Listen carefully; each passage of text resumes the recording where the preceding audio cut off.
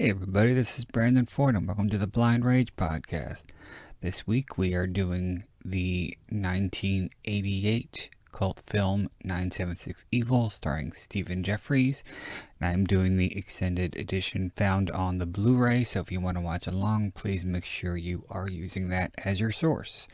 As per usual, I'd like to encourage you to please check out my books in both paperback and Kindle editions via Amazon.com by going to the Amazon homepage or the Amazon app on your smartphone. Just type in Brandon Ford, you'll find my titles as well as my author page. You can also check out my books in audiobook format by going to audible.com or the Audible app, typing in Brandon Ford. There you'll find a slew of my titles as well. You can also, if you don't already, follow me on Instagram at writer Brandon Ford. And if you'd like to email me directly with any questions, comments, concerns, critiques, suggestions, criticisms, recommendations, you can reach me at blindragepod81@gmail.com. I'm going to do this. We're going to start with a 3, 2, 1 count, and then we're going to get into the movie. So if you want to watch along, make sure you have yours queued up and ready to go, because here we go. All right, 3, 2, 1, play. This was one of the very first movies that I did a commentary for when I was still feeling things out for the Blind Rage podcast. And yeah, I rambled on pretty steadily for the 105-minute running time, or however long this movie is, or this version is rather. And I made the mistake of using the Anchor application to record the commentary, not knowing that it only allows you to record a maximum of 1 hour. So yeah, I was talking to myself for about 45 minutes. So yeah, this is 976 Evil, and this has been one of my favorites for a very, very long time. It's not a favorite among horror fans. I don't really think it even garnered a cult following over the years. There are just people who really, really don't like it. And I always thought it was fun. I love movies that deal with telephone terror, as I've said so many times before, and I think a demonic 976 number is a very, very interesting premise, and it's an interesting twist on the nerd getting revenge on those who've wronged him scenario, which has been done time and time again in the horror genre. One thing that I have to mention first and foremost is, if you're watching the Blu-ray edition, it comes with the extended home video version. Well, it says it's the extended home video version, but it's not. I'll get into that in a second. But I can't watch the theatrical cut. I can't watch it because I had the home video version, which ran 105 minutes, and I knew the movie very, very well for a very long time. And when the DVD came out by Columbia TriStar, I did not know that it was going to be the theatrical cut, and that it was going to be so heavily trimmed. And there are certain things that they cut out of the movie that kind of affect the plot a bit, and I'll get to that, some of those as they come up. But I think there are several different cuts of this film, actually. There's the theatrical cut, there's the home video cut, there's this cut, which, as I said, is not the home video version because there are some differences as far as there's one scene that's cut out of this version that I believe is in the theatrical version. I don't know. I didn't even bother watching the theatrical version. I think no, I did actually. When I got this on when I got this Blu-ray, I watched the theatrical version just to hear the Robert Englund director commentary. And I don't remember this opening title sequence being this fucking long.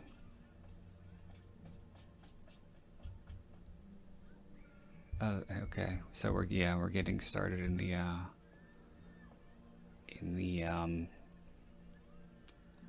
fucking projection room.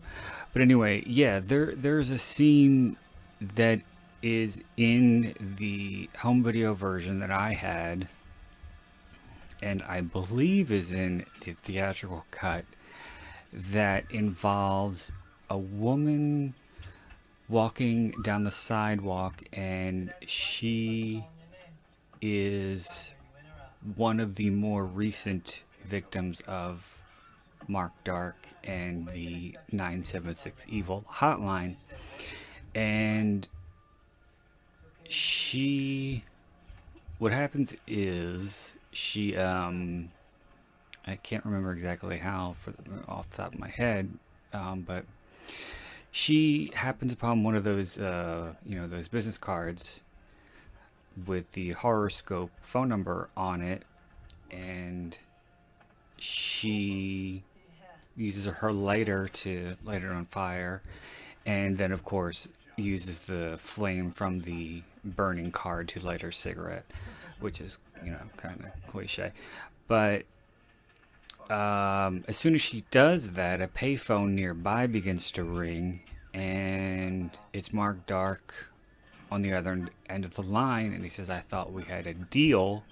And she immediately starts to panic, says, "I told you no," and begs him to leave her alone before slamming down the receiver. She hustles down the sidewalk and stops in front of a store that I guess only sold telephones, because that's all that you can see in the window of the store. It's very 80s, different novelty type telephones. Like there's a clamshell and all kinds of a high heel, all kinds of weird stuff. And she's standing there in front of the window, and all the phones start to ring all at once, and she's putting her hands to her head and starting to panic, and for some reason she doesn't move or run or do anything. She just stands there while the window explodes and she's killed by the shooting glass. And yeah, that scene is not in this cut of the film. However, there is a scene later involving Susie and Spike and Hoax that is not in the home video version. I'm pretty sure it isn't in the theatrical version. And the only time that I ever saw it was when I was trying to, because for the longest time I wanted to find a decent, preferably widescreen version of the film in the 105-minute running time, but I couldn't, and I found one that was I believe an import from Germany, and it has that scene, but it's in German. The rest of the movie is dubbed in English, but that scene is not. I don't know why, but there's that. Yeah, I gotta talk about this too. When I was growing up and I used to watch this movie all the time, first of all, Spike looks about 35. Yet he's playing a high school student. And I know people say that a lot about actors who play high school students in movies, but this actor, Patrick O'Brien, genuinely looks about 35. And when he's walking in the hallways in the school, he looks absurd. And I think that's probably why there aren't any scenes of him in an actual classroom, because he would probably stick out too much.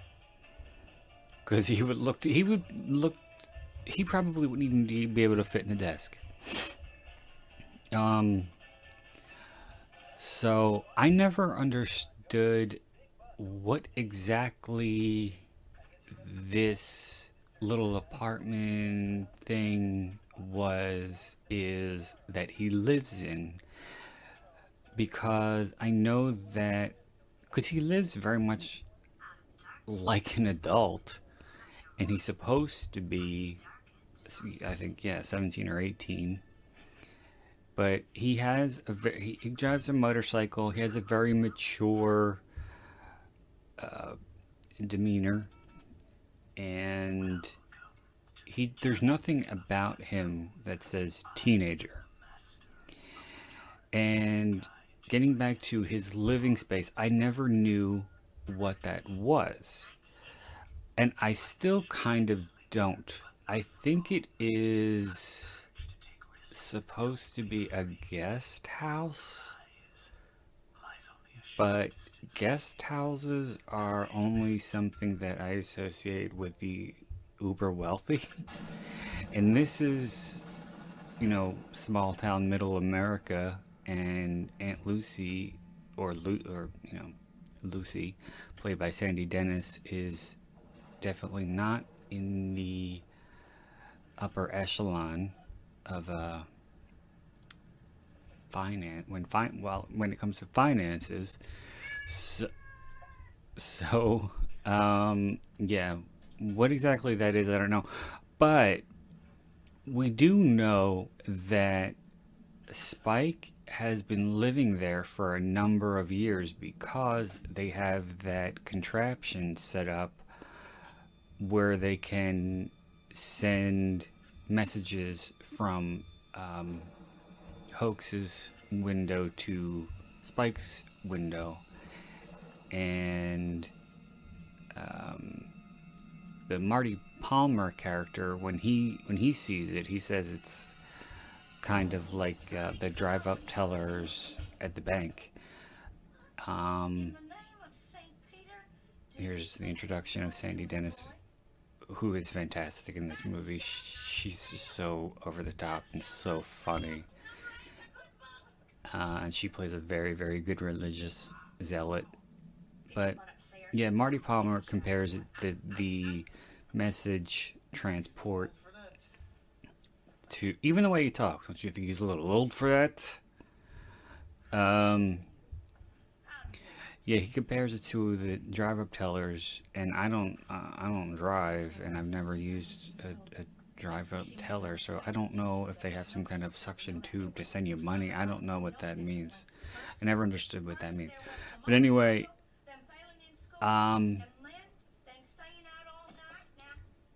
so she's talking about. Okay, well, all right. See, now I just confuse myself even more, because you find out later that the house actually belonged to Spike's mother, and Aunt Lucy is staying guardian until he's 21, which I don't understand that, because when you're 18 you're legally an adult. But if it's I don't know. If it's his house, why isn't he staying in the main house? And why isn't Hoax and Lucy staying in that little apartment guest house space, whatever that is? And this, I never really could wrap my brain around, this whole thing with the fish falling from the sky. I always thought it was a little too weird, and it didn't really have a place in the film. And I know it's supposed to be a warning of evil things to come, but I just think it's too odd, and it's out of place. Nevertheless, it introduces the Marty Palmer character, which starts off in one of the subplots. So, we're about to get to a second here. Wait, hold on.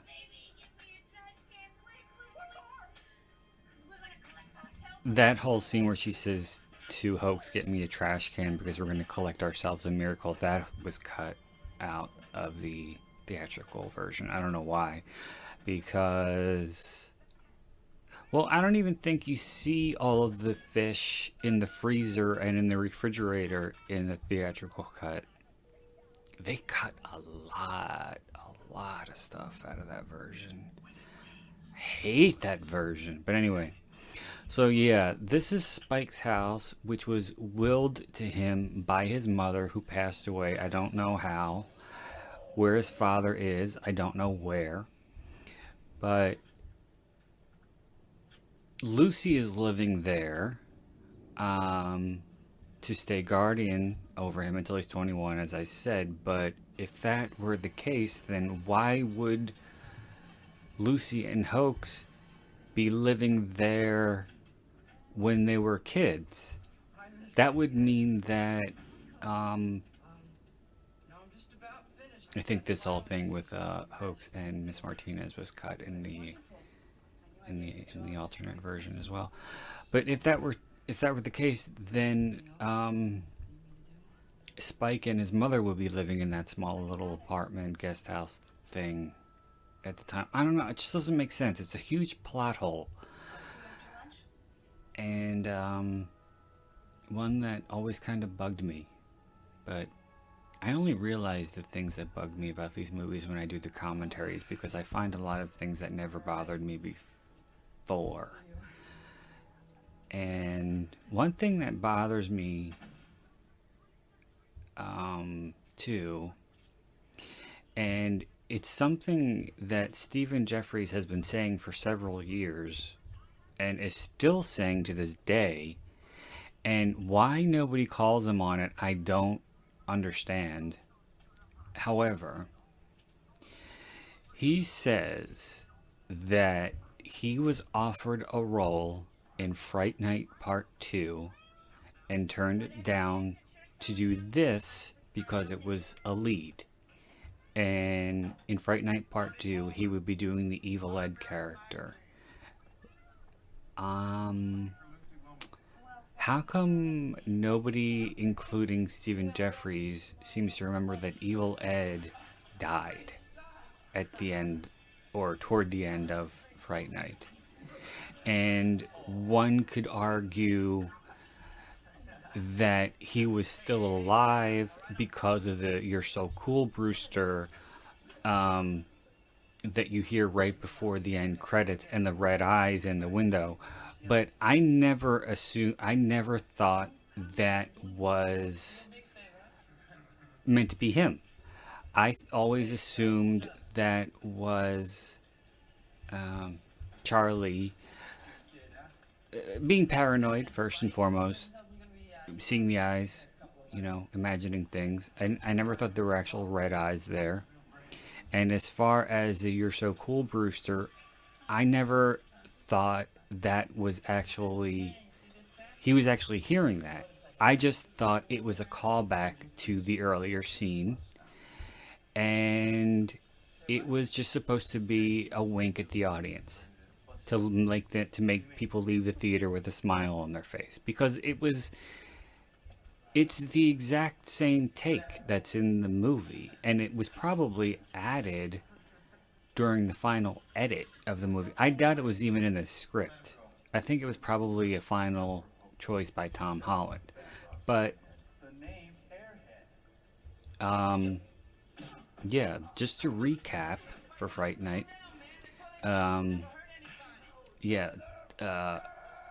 Evil Ed gets turned into a vampire by Jerry Dandridge. We find this out when Peter Vincent goes to the house to find Charlie. He finds Evil Ed in the Raggedy Ann wig with the fangs. He attacks Peter Vincent. He transitions into a wolf. Peter Vincent kills him with one of the slats in the banister, which doubles as a stake, stabs him through the heart. He transitions back into human form, and he dies. He's dead. So, I don't know. Unless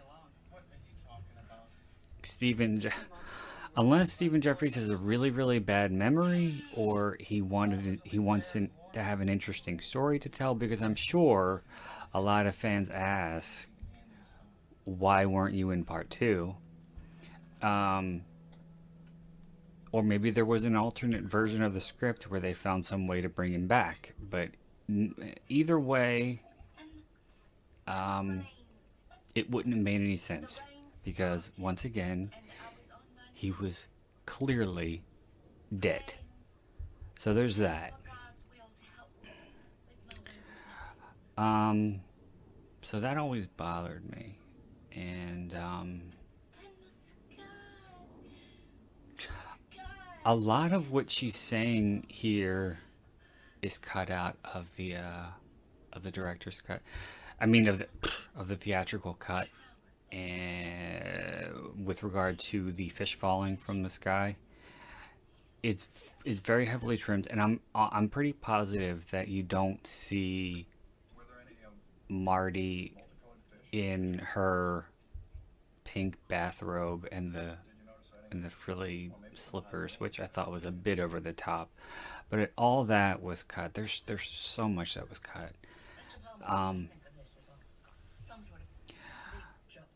But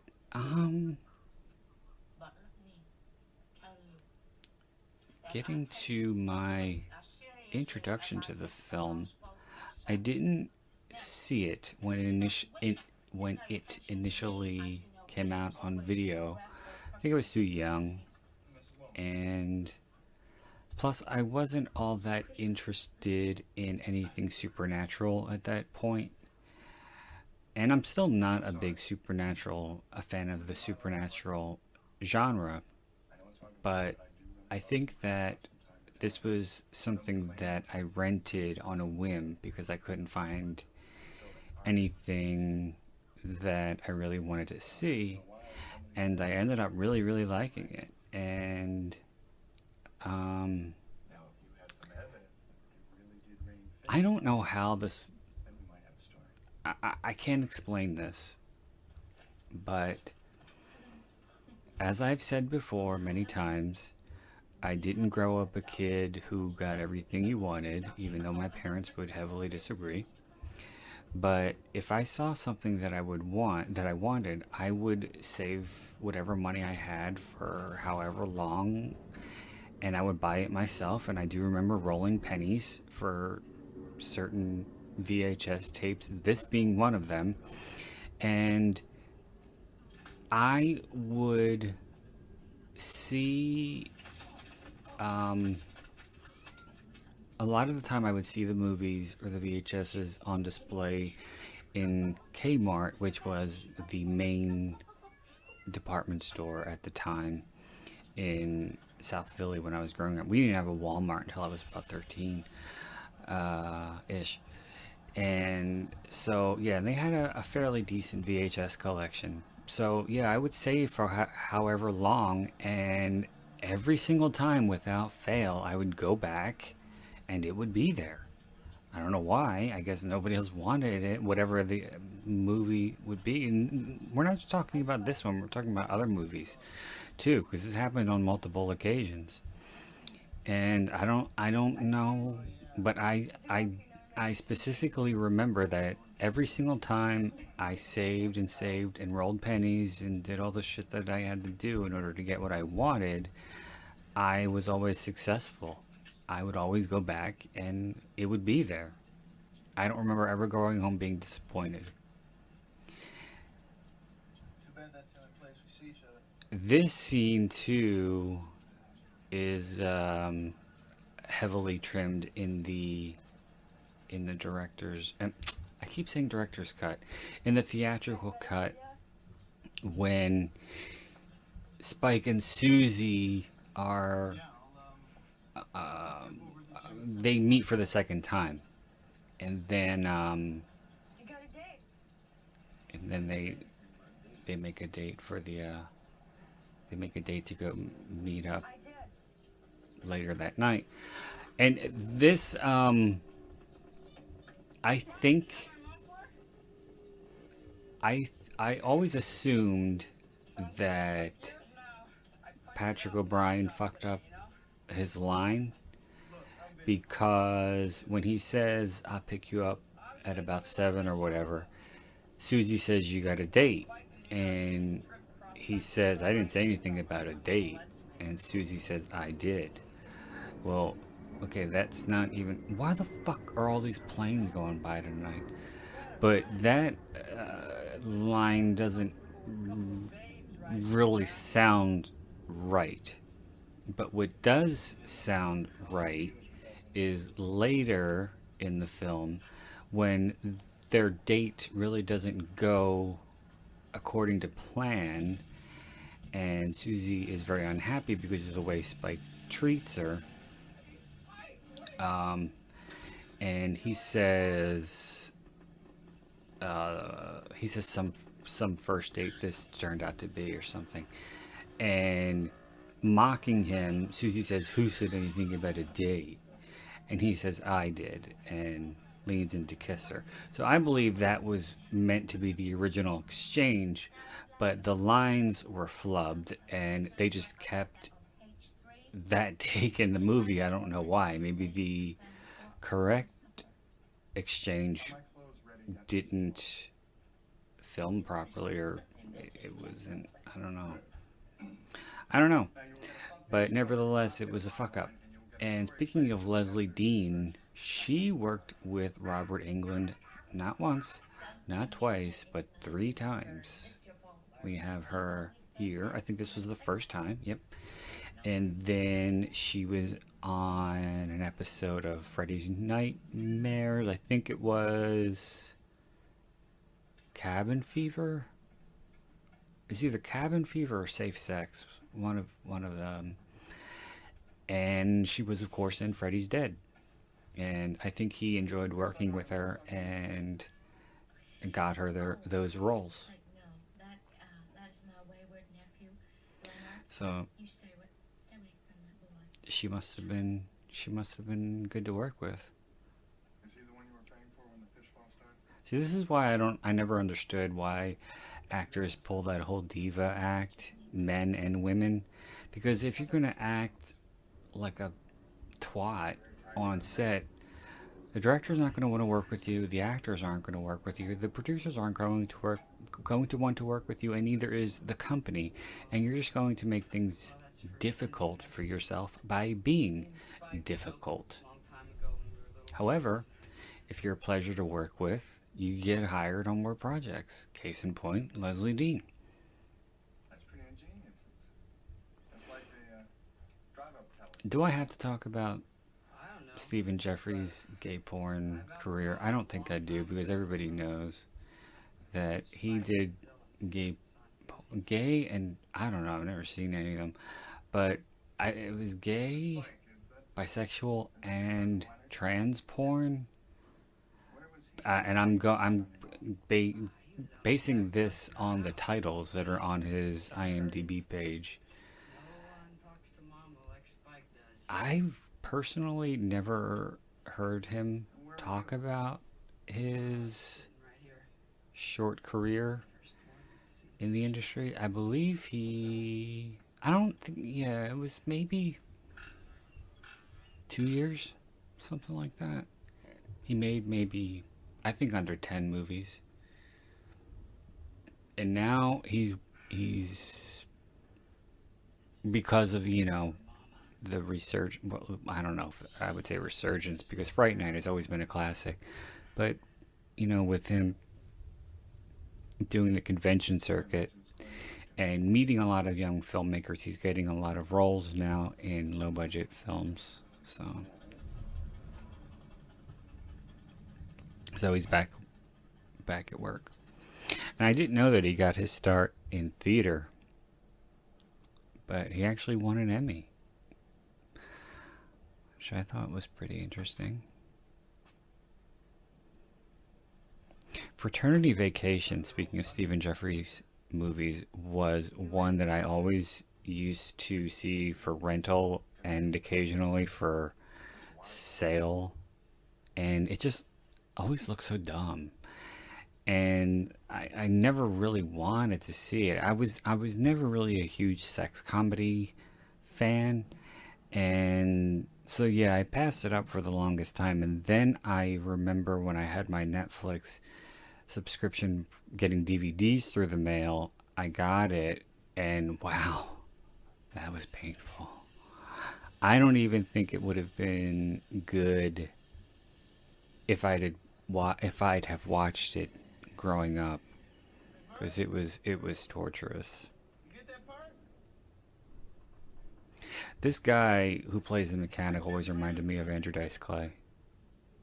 He's got those huge Dice Man arms and the hair and the look, and very Andrew Dice Clay-esque. How much are these? Those, $20. They're real leather. I'll be outside. Okay.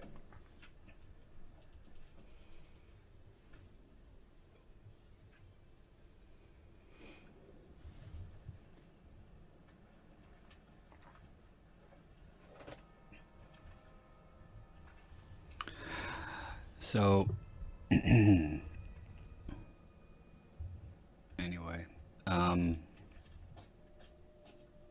I do remember when, like I said, I didn't see the movie when it was first released theatrically, or on home video rather. But I do remember that there was a 976 Evil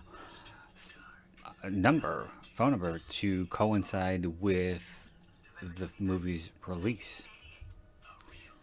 I didn't call, but I do remember, and I'm pretty sure it was around the same time that there was the Freddy Krueger hotline. That one I did call, and he told some stupid story. I don't know. I don't remember. It was something about a babysitter. It was stupid. That one I couldn't believe. I actually got my parents to allow me to call, because once again they never didn't give me shit. No, I can't.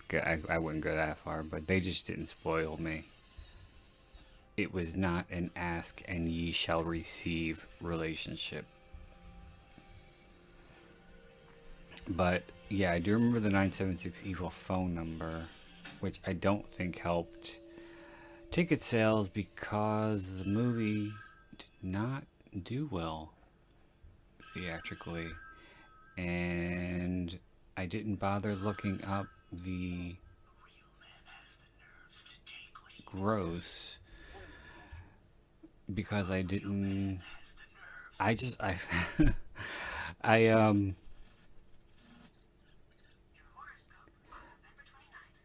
that's supposed to be that voice is the female voice, I believe, is the woman who ended up becoming Robert Englund's wife. I didn't look up any information because I remember when I recorded the commentary the first time, I just rambled on incessantly for the duration of the film, and I just assumed that I'd be able to do so again going in raw dog. And now I'm kind of blanking on certain things, which sucks because I don't even think we're at the halfway mark. But I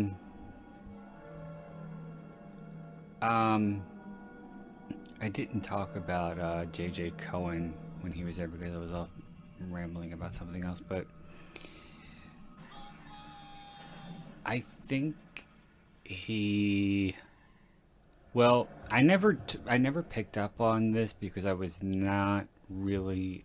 I'm not really a Kubrick fan.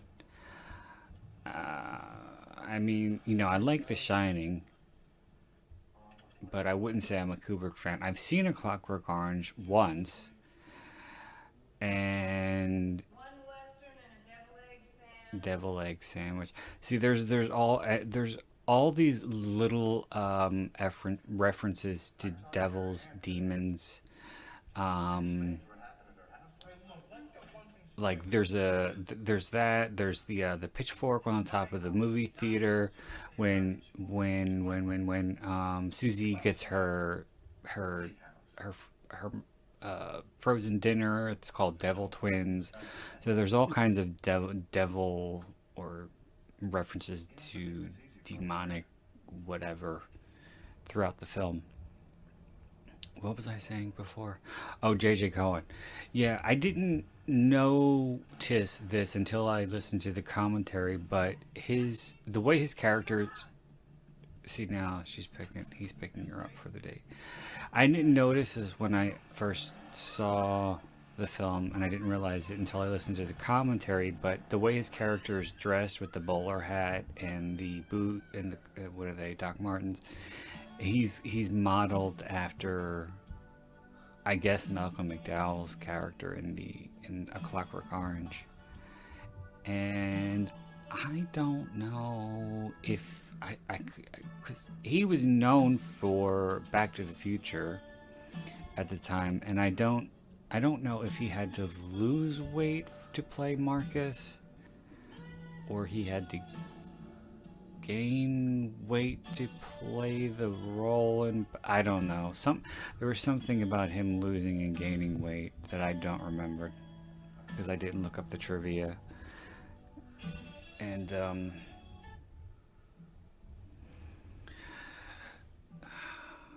I'm so glad that sex scenes with this kind of cheesy music is so dated that it's not even seen in music anymore. Usually there would be a lot of horns, a lot of sax on the beach music for a scene like this, but Spike, I think this is probably supposed to be something that Spike is listening to. Oh, and by the way, there's another moment that's about to come up where I know actually that Patrick O'Brien flubs his line, and for some reason it's left in the movie. But when Susie flings him her underwear, and he's holding them in his mouth while he pulls his hair back in that oh so fashionable Steven Seagal ponytail. And he says, "What are these for?" And she says, "I don't know. I guess it'll give me a reason to come back." And he says, "You don't need a reason to go back, and then come back." And then there's a beat, and he goes, "What are you gonna wear?" And she says, "These," and puts on his red heart boxer shorts. The line, the way he delivers the line, it implies that he's going to wear the underwear, her underwear, and she's going to wear his. Because he says, "What are you going to wear?" I think the emphasis should be on wear. What are you going to wear? What are you gonna wear? See, you just said it. What are you going to wear? It should be, what are you going to wear? Because if he has her underwear, she doesn't have her underwear, so she'd be going commando. So he should say, "What are you going to wear?" Makes sense. I always like the way she says, "Are you ready for this?" And when she slides into his boxer shorts.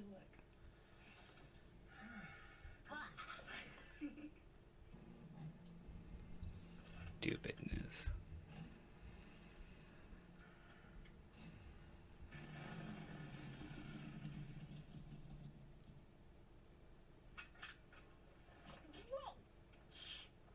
This scene here. This scene was not in the VHS version that I had, and I'm almost positive this is the scene that was in the German cut that I had.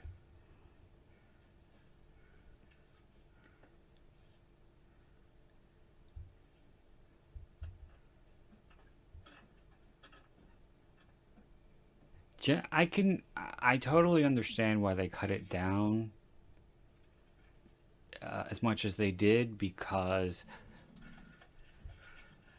for a movie of its kind, it definitely does run a little long, but I don't think it feels like it runs that long. I think it's... Oh, I thought I heard someone in here. Oh, you did you? Yeah, this whole thing Deep pockets. was not in the version that I had growing up. Empty your pockets. Good boy.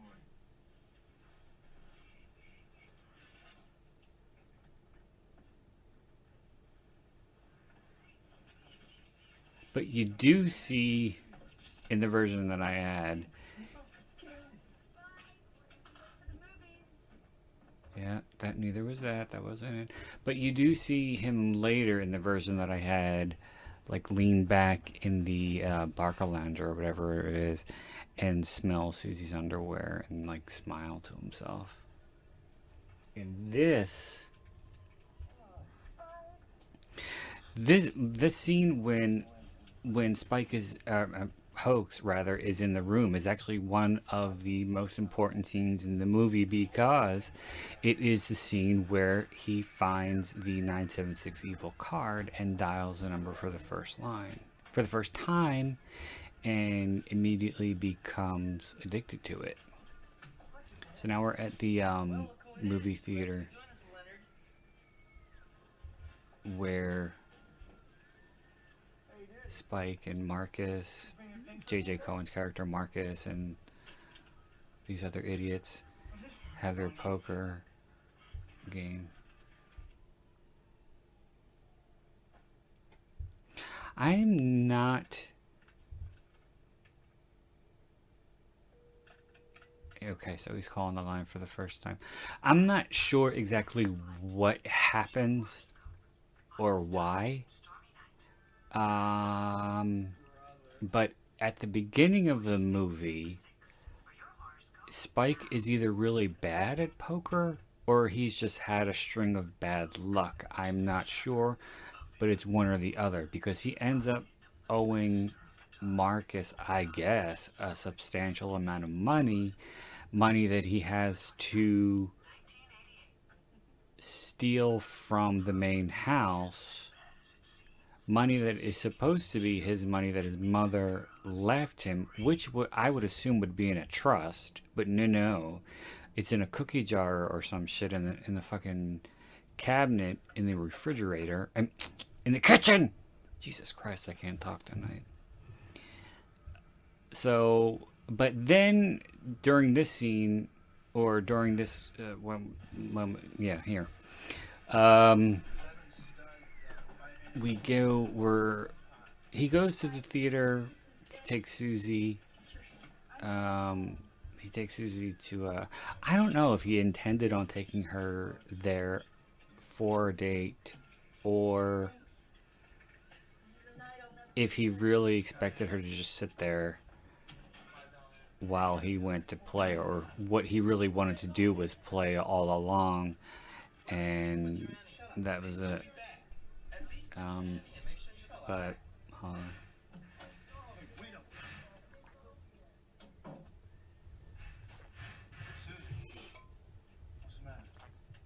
cigarette machines, I haven't seen one of those in a long time. But yeah, so I am not exactly 100% sure what happens in between now and the opening scenes when he loses all the money, because he says here, I'm winning, I'm taking back every penny I ever lost to those guys. And then later there's a montage of them playing poker, and Marcus is looking very frustrated,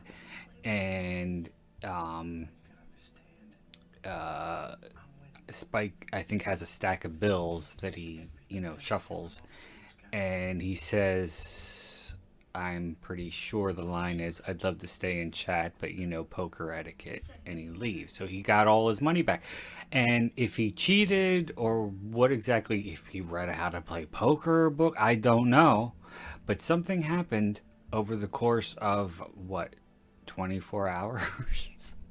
That made him go from a really shitty player who lost all this money to a really good player who cleaned everybody out. I don't know. But, okay. I guess I'm overthinking things. Oh my god, man! You scared me!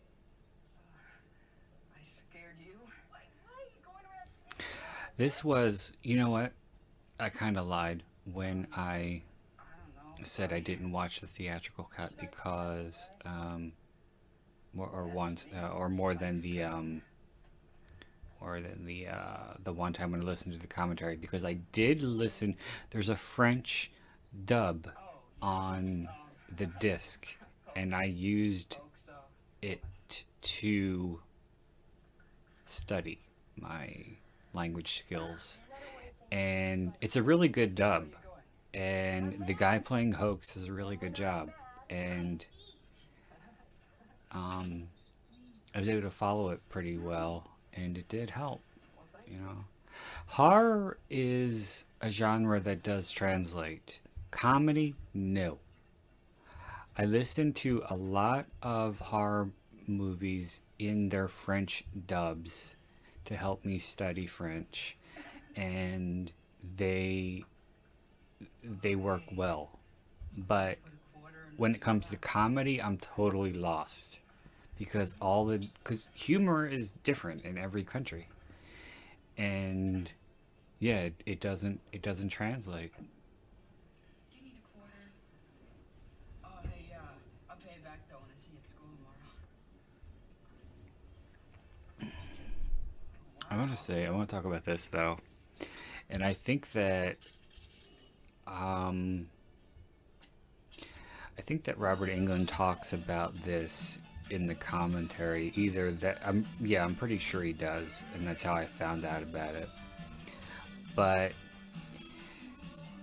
after this montage, there's a few montages in this movie, but after this montage, when because Marcus is kind of miffed because he lost all the money to Spike. So Marcus and his little cohorts show up at this diner looking for trouble, you know, because he's pissed off. And of course he sees Hoax, who is the perfect target because Hoax is a geek and he's an easy target, and most importantly he's Spike's cousin, so he's planning on getting back at Hoax by getting back at Spike by getting back at Hoax. By the way, Hoax is such a weird fucking name. Never heard that before or after this movie. But anyway, so what happens is there's a bit of a tussle, and Susie, yeah, there's a scene.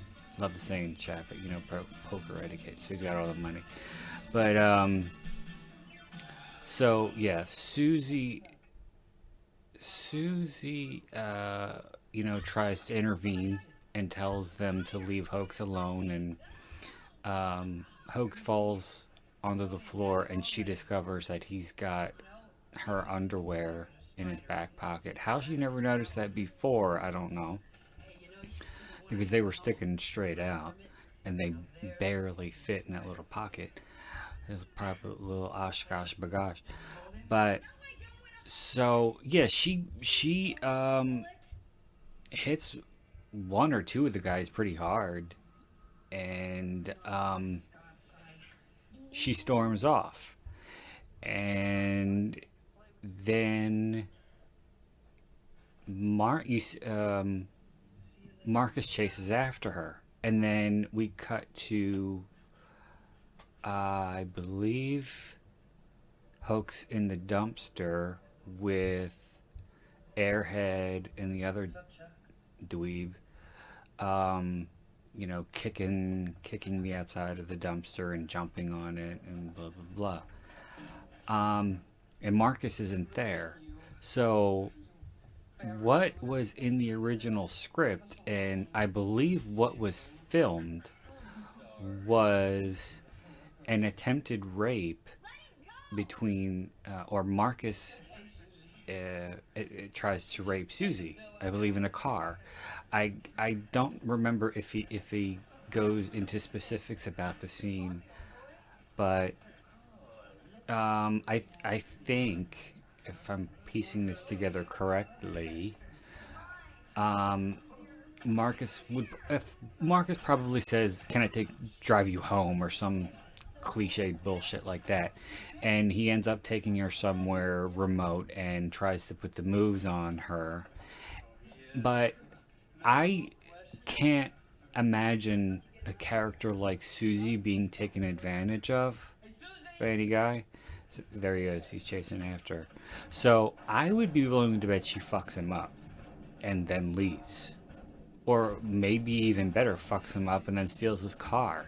So I think that would have been a scene that would be really, really fun and interesting to see or to have in the movie. But again, it's already running in this version 105 minutes. So they had to cut it out. But I always thought to myself, you know, because after she leaves, she goes home and she eats again. After she just stuffed her face with pizza. So, and I know she has that line about, "I'm mad, and when I'm mad, I eat." But still, you just ate. So what you don't know, or you don't see, but there is some time that passes in between her first meal and then her next meal, which ends up being her last meal, or would be her last meal if it wasn't spiders.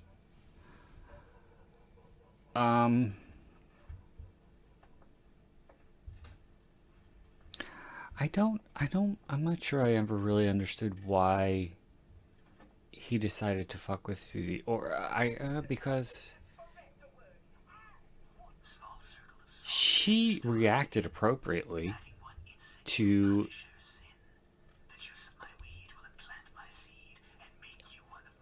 that's one of my favorite lines in the whole fucking movie. It's such a great line. "The juice of my weed will implant my seed and make you one of my kin."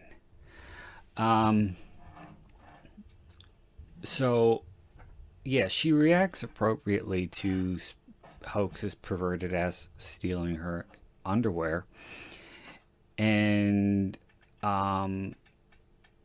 egg timer, old-fashioned egg timer. And I can't imagine using a timer to time. Shut up. I can't imagine using a timer aside from the one on my iPhone. But yeah, so she does leave him, sure, but it was called for because, and I think, I hate to use a cliched sentiment here, but it really does appear that she's more disappointed than she is mad, because when she bends down to say to Hoax, "I thought you were different," she kind of chokes up a little bit, and she's almost a little misty-eyed. So yeah, I think she's more hurt and disappointed by him because she's been around scumbags her whole life, obviously. Male figures who mistreated her. And I think she thought that she might have found a nice guy or someone who wouldn't treat her the way others had and use her the way others had. And then, at least to her, Hoax ended up turning out just like everybody else. So, but I guess this was Hoax's little revenge on her leaving him that night. I guess he thought that they had something going on. I don't know. I would have thought...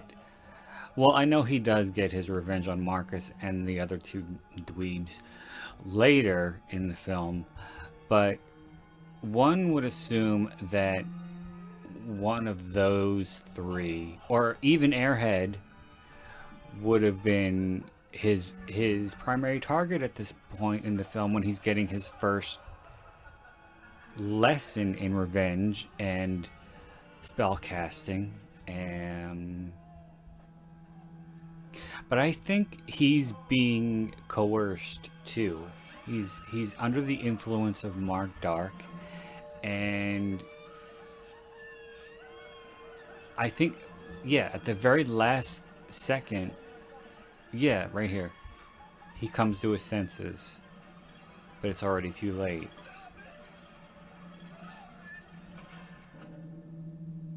And he doesn't realize that his spider, the Grey Hermit, was actually Susie, I guess. Well, it was, because he killed it and she died. That's a cool shot though, when he crushes it and you see her head just go right to the floor. How did he know where she lived, by the way? I don't know. I didn't get that.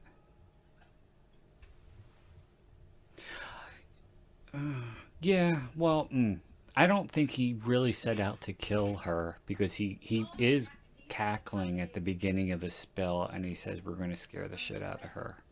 So he probably oh, one of my favorite parts is coming up. With all blue lightness, it is the telephone bill. I've been trying to call in a pledge all night, but it is rather difficult with you monopolizing the phone, boy. Now tell me, what have you done? I know this is taking. She's so fucking good in this movie. And I love all the different wigs. At your age. Now, Wait. do you have to say for yourself? And the gestures with the hand to her ear. She's so fucking brilliant. She really, really had a lot of fun with this role. You can tell. Oh, and the smack. Wait. Not me. It was Spike, I swear. Here come. Don't you dare. Now, he has his own telephone. I know that as well as you do, but there's no question in my mind that Wait, here comes one of my favorite parts. sinning pagan. I'm gonna. The evil sinning pagan. Stop to it right now. You watch me. Watch what I'll do. Watch what your mama's do. She's gonna take the phone. Now, you get to bed. Tell me I'm knocking at your door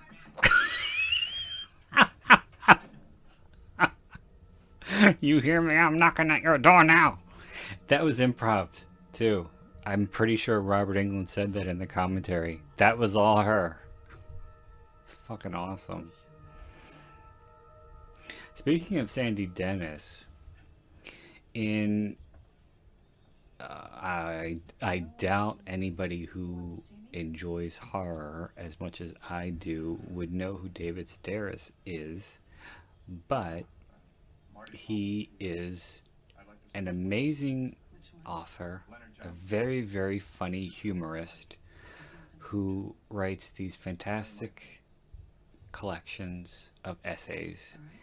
And in one of them, he talks about, I don't know, I think he lived where Sandy Dennis was living at the time of her death, and she had two cats, a male and a female, and they needed homes.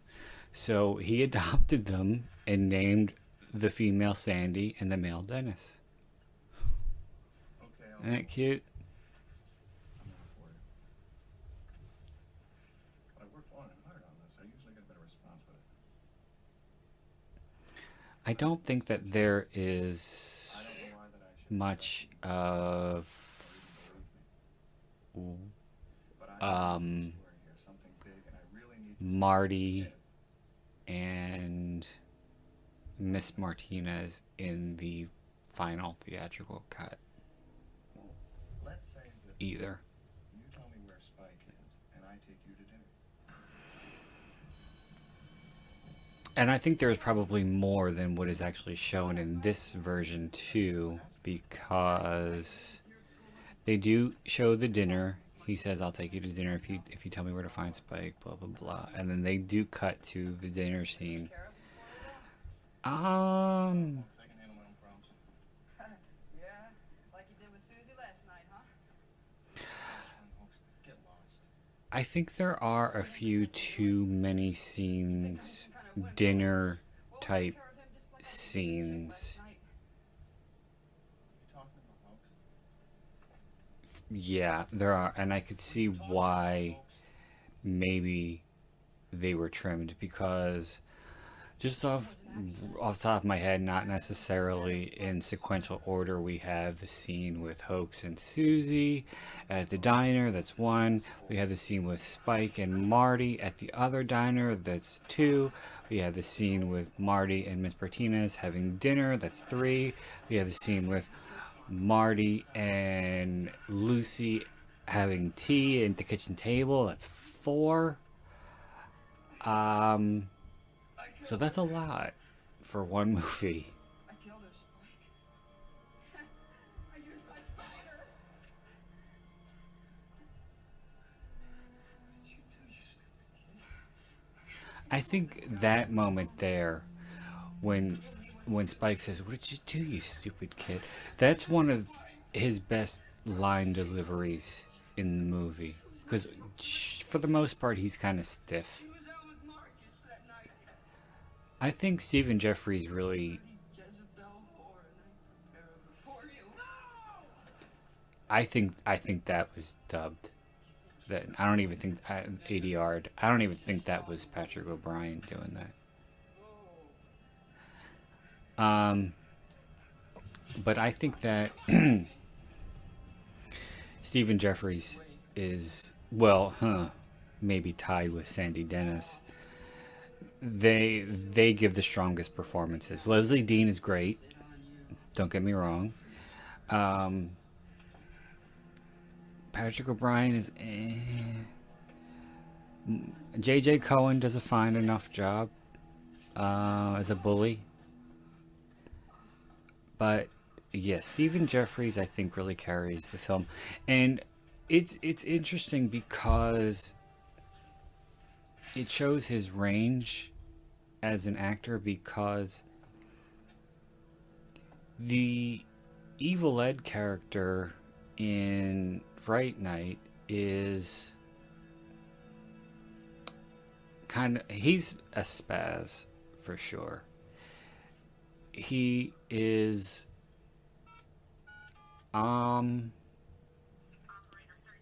definitely not one of the cool kids.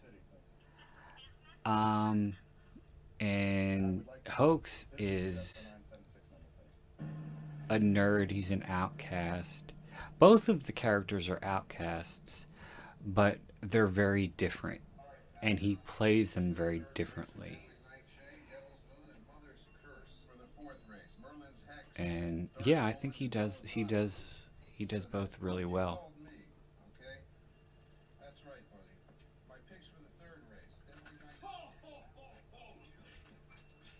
little girl. This is Santa. Have you been a good little girl? What do you want for Christmas? I'm a petite 17. Okay, so we have Marty going through all of the offices at the Naked in the confessional. 976, I don't know, company, place, thing.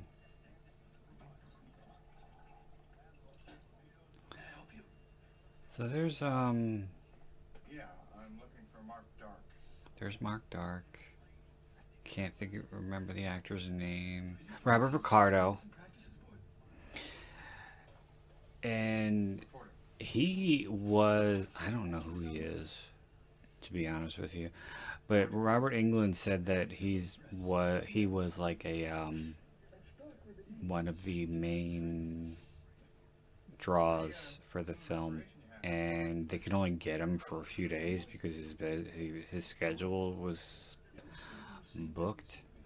Okay, whatever. And that's why they had to dub or ADR some of the scenes, especially the ones toward the end. However, when we get to them, I'll talk about the differences between. And I don't know. I haven't listened to the actual audio in the theatrical version, the English audio rather, because I just listened to the French and I listened to the commentary. So I don't know if the changes are there, but there are some changes in the audio. That's Robert Englund on the phone. I'm sorry. I'm gonna have to put you on hold.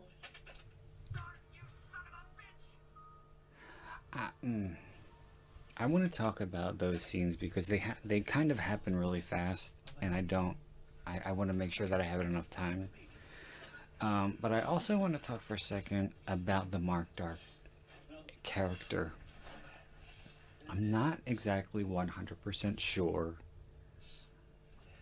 what his deal is as far as, is he Satan?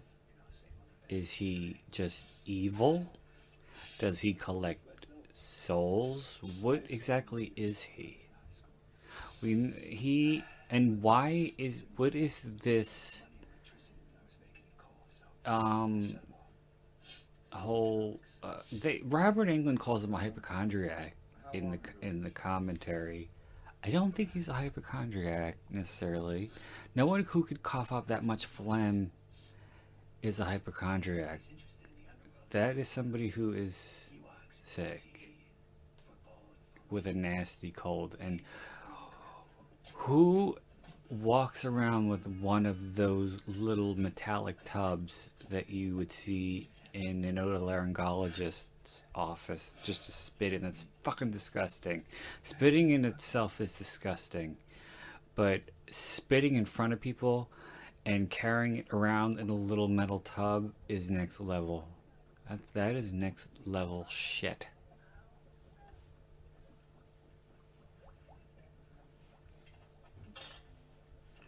But yeah,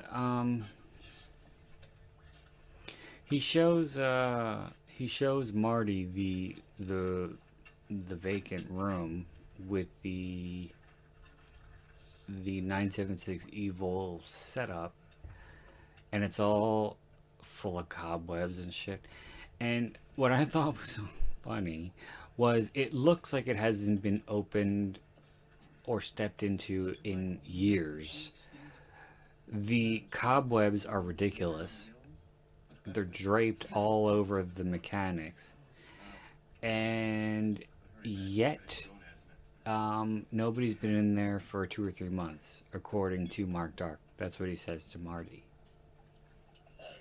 But we know that he has been in there because he's been communicating with people via the 976 evil line, so there shouldn't even be any fucking cobwebs unless they were supposed to be planted there to throw people off. I don't fucking know.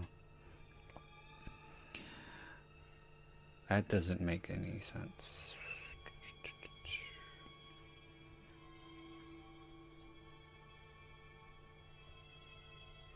So we're beginning Hoax's transition here.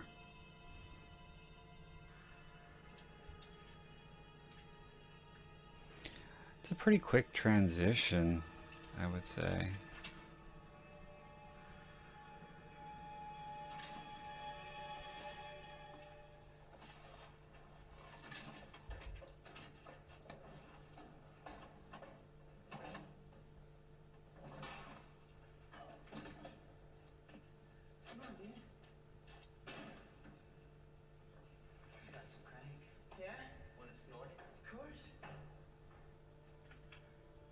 I remember in the commentary, Robert Englund felt compelled to tell the listeners what crank is. Yeah, I think we know. Hey, shriveled dick. What are we on? Hey, shrivel dick. I don't know. I always lose track. We owe you one, hoax? Okay, they're not too good. Come on, guys. Cut it out. What are you Please? gonna do? Call your cousin? Where's Spike when you need him? I'm warning you. You wanted me? Cut it out. What I always found to be ballsy on the part of this kid is, he fucking shreds the side of his face with his claws. That in itself, I think, would be enough to put anybody in their place, no matter how fucking deranged or how pathological they are, as and how much they enjoy putting the fear of God into those who are weaker than them. But especially when you see the close up and he's looking at his face in the mirror, he's all bloody and stuff. But then he has the balls to try to fuck with Hoax again.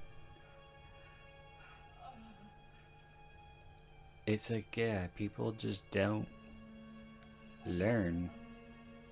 You just don't mess with certain people.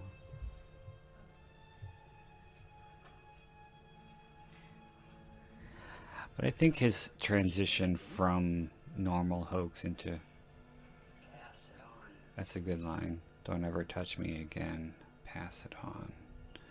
But I think his transition from normal Hoax into evil Hoax is a little too quick. I mean, we know that there is some... Oh, wait. There's a big fucking goof here. Hold on. Bill. Hello? Yeah, Spike was going through Hoax's room looking for something, and then he goes home, and then the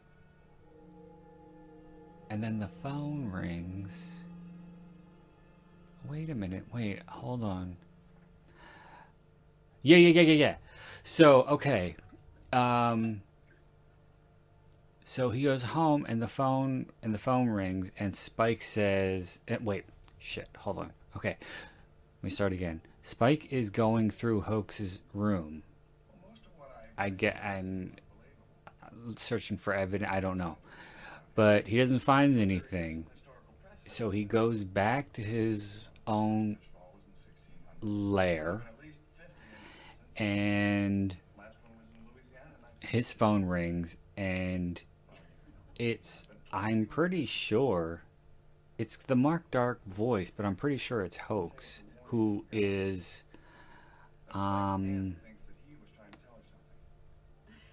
being possessed. I don't know, possessed, if that's the right word, but it's definitely Hoax making the call, and he says, what did you think you'd find?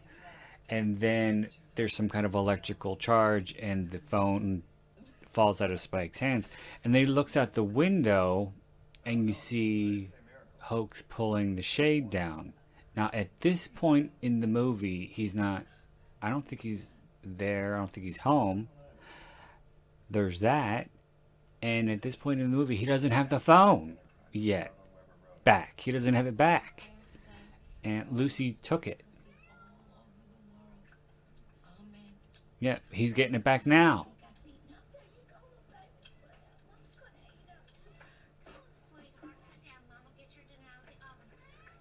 Yeah, he's getting the phone back now. Put that phone back, boy. Hoax, Arthur woman. I gave you an order, boy. Now, won't you put that phone back? Uh-oh. If you value your life, I suggest you leave me alone. There's a very subtle change to his voice there, with the manipulation, with the demonic sound to his voice.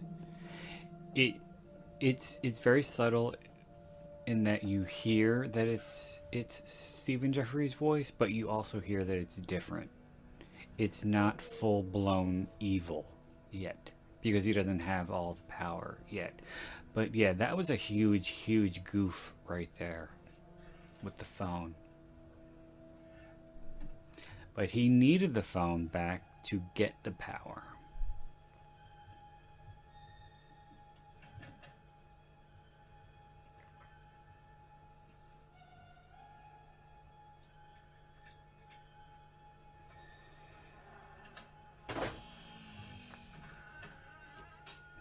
Oops.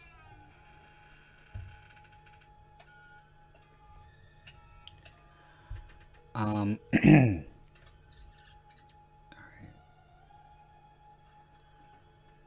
So I think this is Spike listening.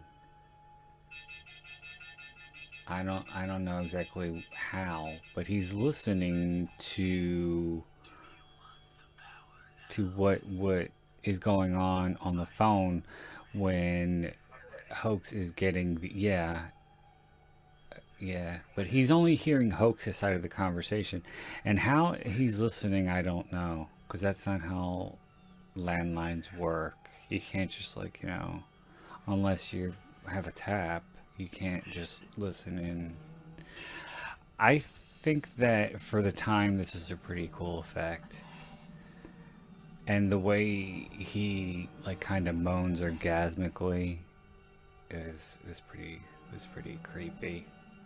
Cause and the way he glows, the way he does, and then you hear that weird. Wait a minute, that weird noise. It's coming up when he opens it. There it is.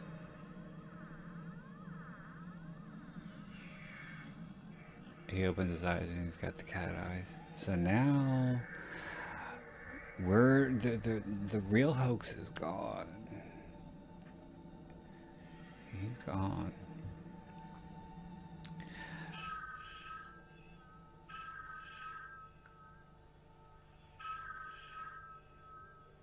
The way that the phone rings is so weird. Because it's like it goes in and out, kind of. You're too late, Palmer. So that you get that ring whenever you know. Can I call you Marty? I don't know. I think those were all Robert Englund doing those voices, because I remember that part when he was talking about that part. He said he didn't like it because the laugh sounded too Freddy-ish. I'm sorry. I lost you at that last night. Why she was following him, I don't remember. I don't remember that. I think I either talked over it or I spaced. I don't know.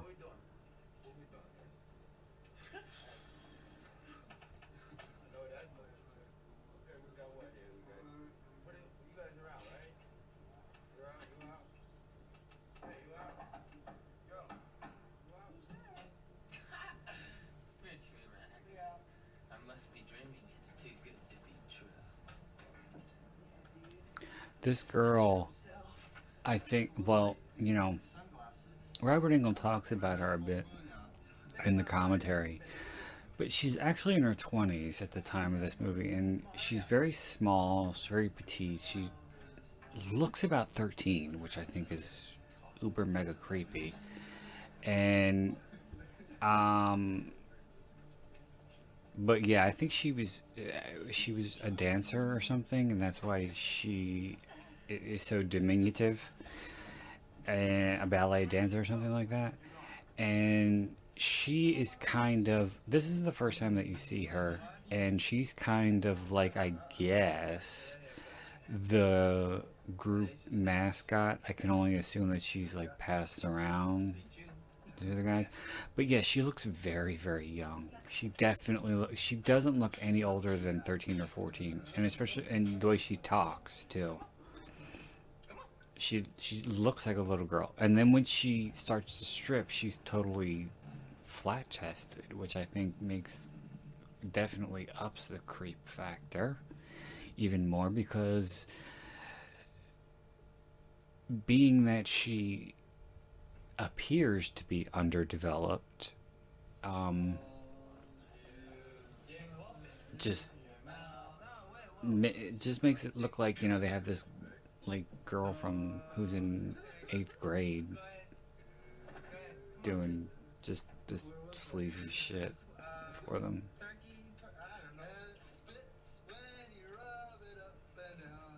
I don't know what the hell they're singing.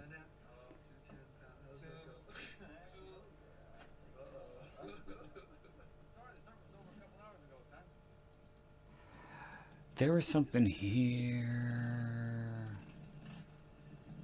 Oh, fuck, I don't remember what it was. I think it might be one of the scenes in the theatrical cut that isn't in this cut. I don't remember, but I know, I'm pretty sure that I saw it before. Either that or Robert Englund talks about it. But I think Spike goes to the church to try to get some religious paraphernalia in order to fight Hoax or something along those lines. I don't know. Some subplot that wasn't explored.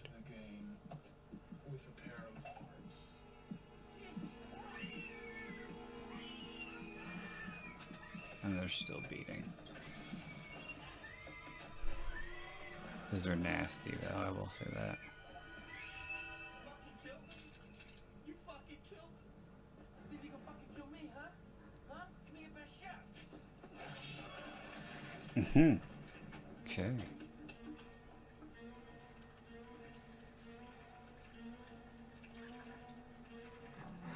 Why is there a giant bottle of alcohol, rubbing alcohol, in the projection room?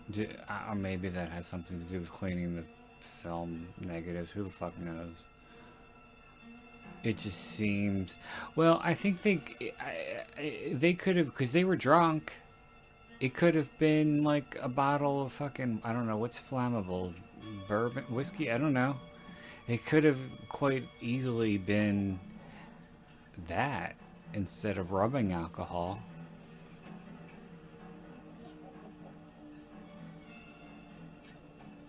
Or gin, or isn't, I don't know, isn't all like hard liquor flammable? I don't drink, so.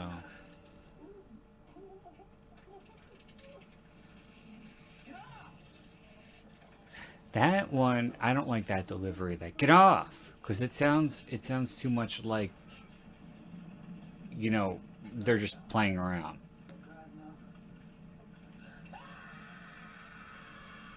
J.J. Cohen has a weird fucking scream.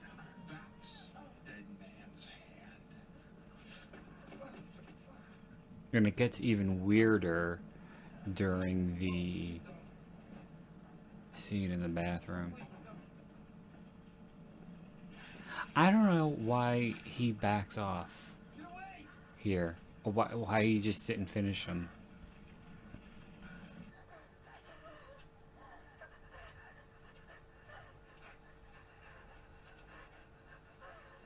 So we're on the roof with their mascot, and Airhead gives her his vest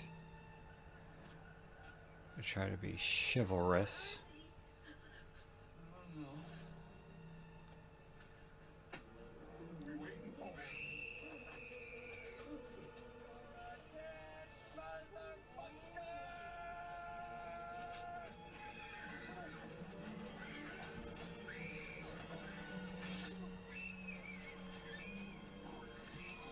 I don't think that light fixture would be strong enough to hold the body of what is clearly a grown man. But okay, I'll buy it. I remember that shot was on the back of the VHS. And now he goes back for Marcus. I don't understand why he didn't just finish Marcus off here and then go up to the roof. And he left that girl alone. Or else he killed her and we didn't see.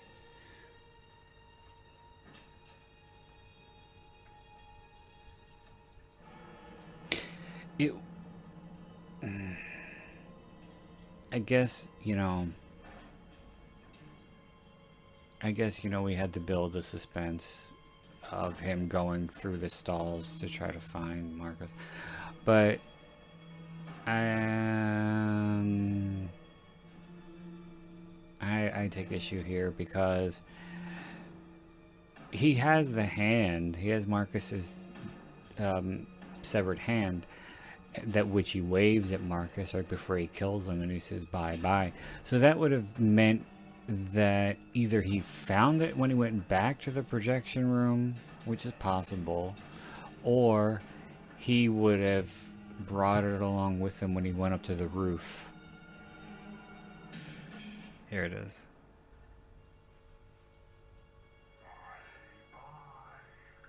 I knew somebody growing up who said that, I guess, the movie... There's that weird scream. What is that?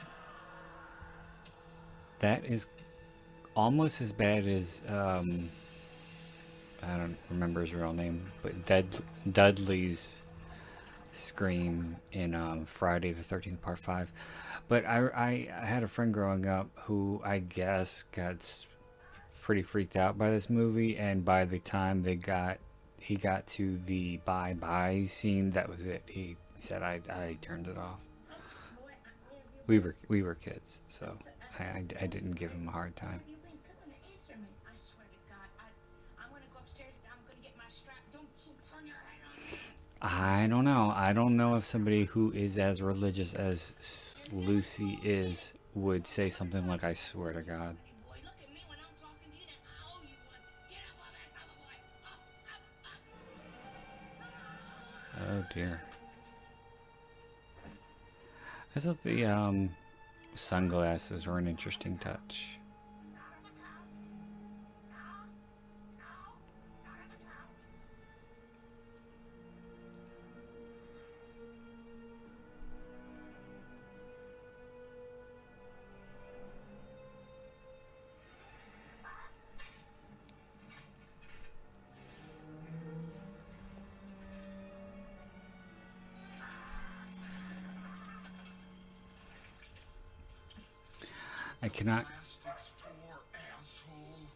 I cannot condone animal cruelty.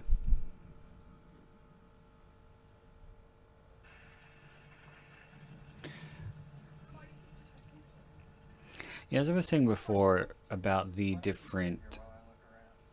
multitude of cuts of this film, and one of them being the TV version, I think I did see a TV version, because I definitely remember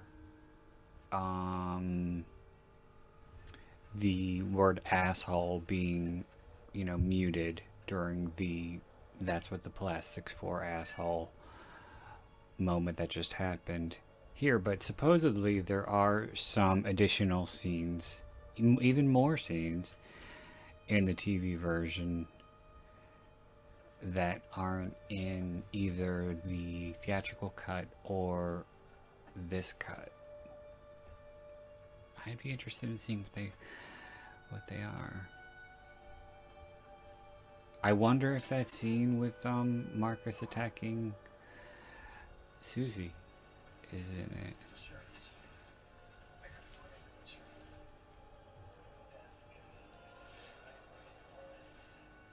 Wait, what the hell is this?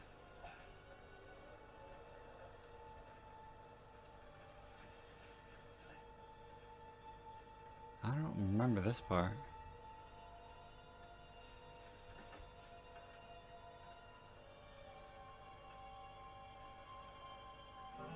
Yeah, I do. Yeah, okay. I got lost for a second there.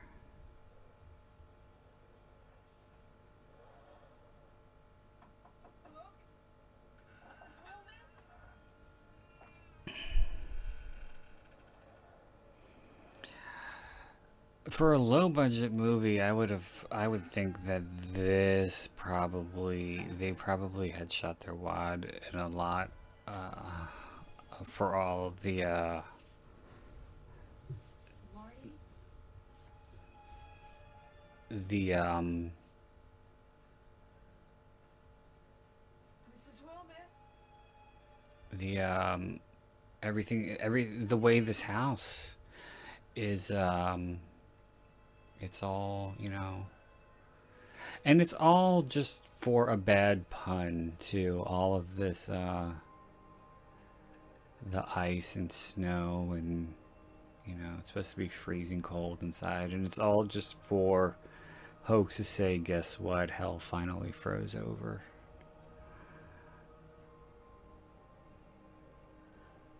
And it's not even a pun, it's just a callback to an earlier scene.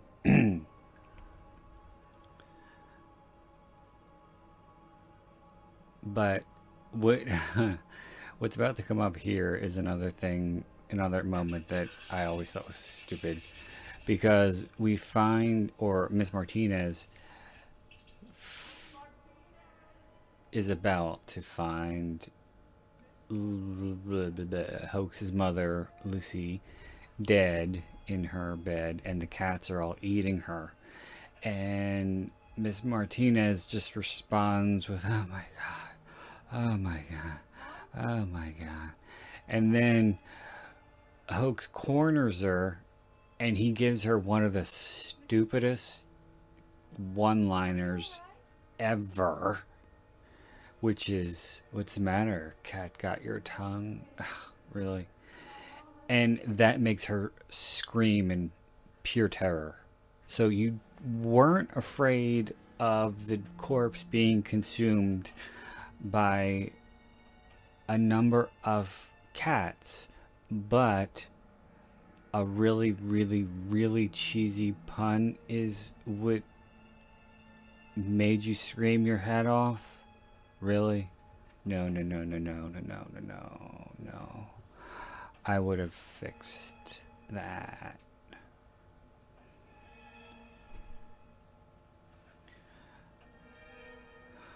Okay. Yeah.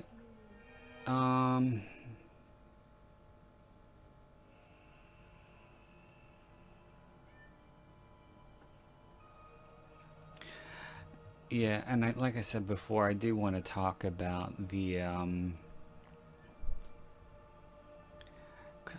well, I want to talk about it now because I don't remember off the top of my head the way it plays out in this particular version of the movie that's on the Blu-ray, but in the last minutes, well, in the last minutes of the fight between Spike and Hoax, and when Spike starts talking about their trip, and the real Hoax starts to return, and he kind of looks at his claws, and you could tell he's kind of thinking like, what have I done, what have I become? And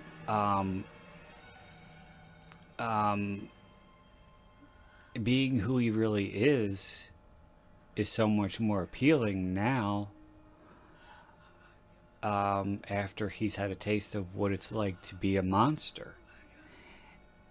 So yeah, here we go there. She just discovered the bodies. Oh my God, oh my God, oh my God. Wait, and here comes the bad. Wait. The bad pun on the screen.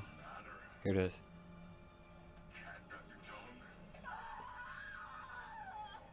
Really, that made you scream your head off? Stupid. Okay, but anyway, she makes lovely dinner conversation. What is that supposed to be? A reference to the cats eating her? But she doesn't speak. I don't get it.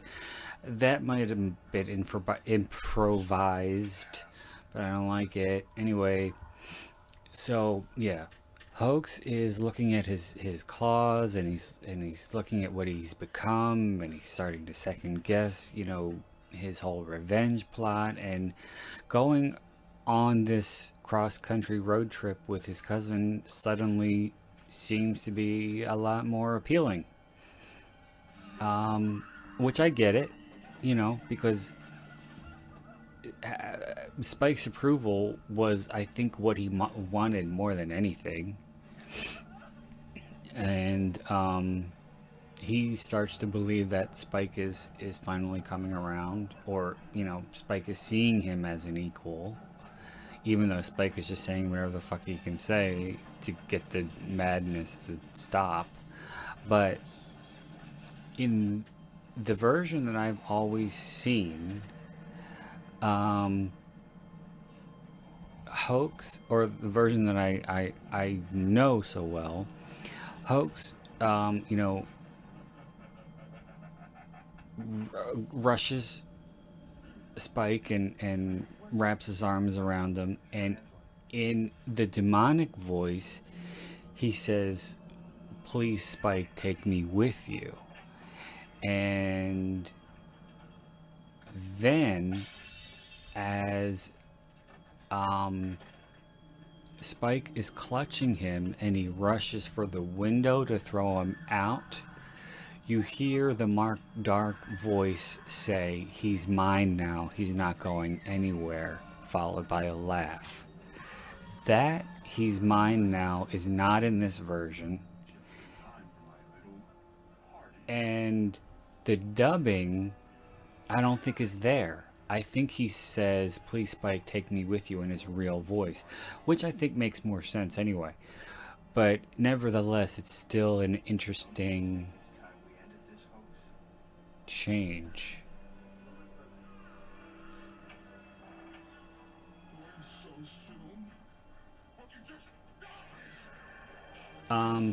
Also, in the final moments, right before the end titles, and we're in Mark Dark's office, and he gets that phone call from Tommy from Memphis, Tennessee, and he's eating that sandwich, and I think it's a meatball sandwich, and he spills a picture. He spills the sauce on the picture, or one of the, you know, portraits of, I guess, one of the previous people, or one of the previous kids he claimed the soul of. And he does the, "Oh, look at what I went and did to you," and, you know, all that's, and then he says, you know, "We've got something special in store for you," blah blah blah. That is all totally different. That voice is totally different. And I think pieces of what he says are different. I have to hear it again. It's been a while since I've listened to this version. But what else do I want to say about that one? Yeah, they were for sure setting up a sequel, which they did have a sequel, and it was terrible. And it really is kind of an in-name only sequel, sorta, kinda. Well, maybe a little bit. First of all, it's called 976 Evil 2, the Astral Factor. I don't know what the fuck the Astral Factor is. I don't know what that was supposed to mean. But it's not in the opening titles, and nobody ever says anything about an Astral Factor. So I don't get it. But while there is a Horrorscope line, there's not a Mark Dark. And the main character, or the main guy who becomes evil, I think, yeah, he has already been He has already been calling the line, so he's already transitioning and transitioning. He's been metamorphosizing into a demon by that point because he kills Karen Mayo Chandler in the opening sequence. Trip across country. I know you can hear me, Hawks.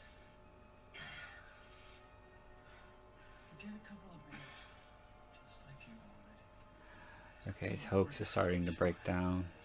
You gotta hear me, Hawks. Yeah, you hear that echo? That means he's getting through.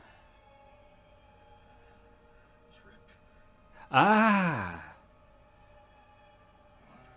That's interesting.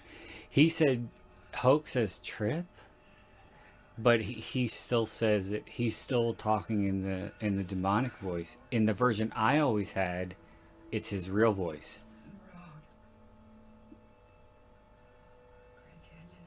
Yeah, now he's got his real voice, but I'm positive in the VHS that I had, he says trip in his real voice. Okay, now we gotta hear.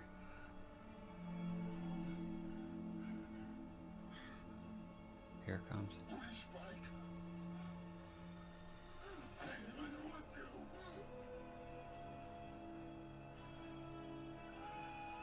Yeah, that "Take Me With You" is totally different too.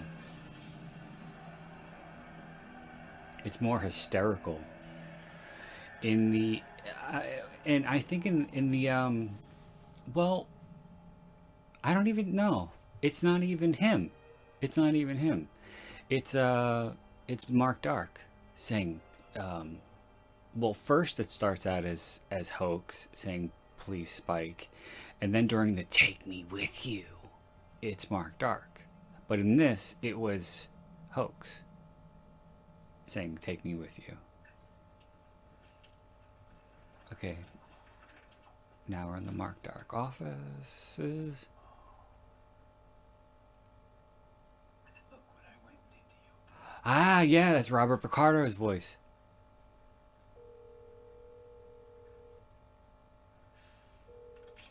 Hi, my name's Tommy from Memphis, Tennessee, and I'd like to hear my horoscope. Tommy, how's it going? Well, thanks for calling, kiddo. To the caverns of the unknown. Doesn't say that. I am the master of the dark, the guide to your destiny.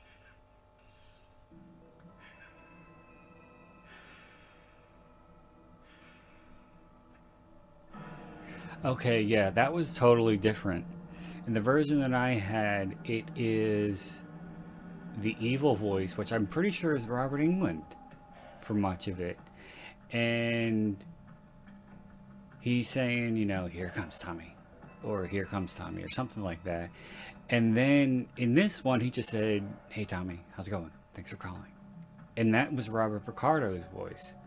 And in the and like I said, I think I said it, but in those final moments before the credits, he puts Hoax's picture in the folder and says, "I think we have something very special in store for you." And he puts his hand on the picture, and his fingers are all dirty, fingernails, and which was kind of gross because he put Hoax's picture on top of the picture that was already stained by the sauce from the meatball sandwich.